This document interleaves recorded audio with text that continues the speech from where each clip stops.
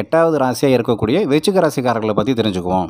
கோபம் மட்டும் வந்துச்சுன்னு வச்சுக்குவோம், யாராக இருந்தாலும் சரி, அங்கே அந்த இடத்துல வந்து மரியாதை அதெல்லாம் கிடையாது. அப்பா, அம்மா, ஹஸ்பண்டு, இல்லை பெரிய பதவியில் இருக்கிறவங்க, ஓனரு, அரசியல்வாதி யாரையும் பார்க்க மாட்டாங்க.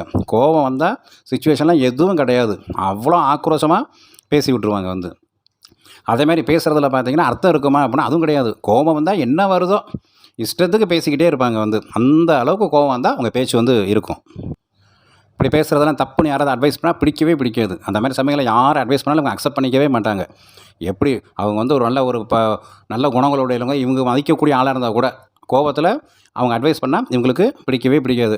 எனக்கு தான் எல்லாம் தெரியும் அப்படின்ற ஒரு எண்ணம் இல்லை ஒரு ஆணவம் அந்த கோபம் வரும்போது இவங்களுக்கு மிக மிக அதிகமாகவே இருக்கும்.